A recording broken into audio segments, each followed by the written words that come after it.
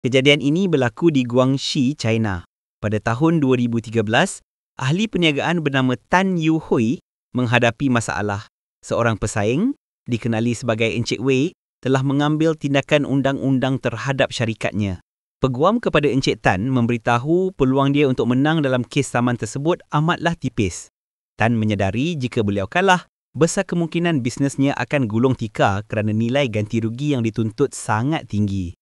Encik Wei juga menolak penyelesaian di luar mahkamah. Jadi, Tan memang dalam keadaan yang terdesak. Dalam keadaan terdesak, Tan meminta nasihat dari rakan baiknya. Rakan baiknya bagi tahu, dia ada cara nak selesaikan masalah tersebut. Katanya, dia ada kenal seorang pembunuh upahan, kira-kira macam John Wick, tapi orang China. Tapi katanya upahnya agak mahal, lebih kurang 1.2 juta ringgit, tapi dalam mata wang China lah. Setelah membandingkan dengan kos yang mungkin dibayar jika kalah saman, Tan akhirnya bersetuju. Kawannya menembuhkan Tan dengan pembunuh upahan bernama Shi. Dia bersetuju membayar Shi 1.2 juta ringgit setelah tugas selesai. Dia juga bagi gambar dan alamat Encik Wei. Syaratnya, selepas membunuh Wei, Shi mesti mengambil gambar mayat dan hantar kepada Tan. Sebagai deposit, Tan menyerahkan RM120,000 kepada Shi. Tapi Shi ni sebenarnya bukanlah pembunuh upahan profesional. Dia ni cuma kontraktor jenis Alibaba yang selalu subkon kerja dengan orang lain dan ambil untung atas angin. Shi pun kontak kawan dia yang bernama Mo. Tapi dia offer cuma RM600,000 sebagai upah keseluruhan selepas Mo bunuh Encik Wei. Syaratnya pun sama. Lepas bunuh, ambil gambar.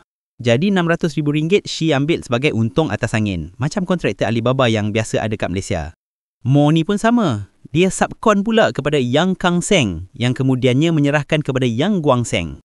Akhirnya, tugasan itu jatuh ke tangan pembunuh kelima dan terakhir, Ling Xianxi, yang hanya akan mendapat RM60,000 jika membunuh Encik Wei. Tapi, Ling ni bijak juga. Dia telefon Encik Wei untuk berjumpa. Tapi, dia tak bunuh Encik Wei. Dia ajak Encik Wei berjumpa sambil minum kopi. Dia dedahkan yang dia diupah oleh Yang Guan Seng untuk bunuh Encik Wei. Tapi, dia tak bagi tahu jumlah upah yang diterima. Dia suruh Encik Wei letak sos di baju dan baring atas tanah, pura-pura mati. Ling kemudiannya ambil gambar. Kemudian dia bagi RM10,000 kepada Encik Wei sebagai upah. Dapat juga dia untung RM50,000 tanpa perlu bunuh orang. Tapi lepas tu, Encik Wei terus report polis. Sekejap je, polis berjaya memberkas semua yang terlibat. Setelah perbicaraan selama 3 tahun, semua yang terlibat didapati bersalah. Tan, orang yang memulakan semuanya, dijatuhkan hukuman penjara 5 tahun. Manakala 5 pembunuh upahan yang disubkontrak menerima hukuman antara 2 hingga 4 tahun. Kes ini menjadi sensasi internet dengan ramai membandingkannya dengan amalan Alibaba dalam industri pembinaan, bukan saja di China, bahkan di banyak negara Asia, di mana kerja sering diserahkan kepada orang lain untuk dapat untung atas angin.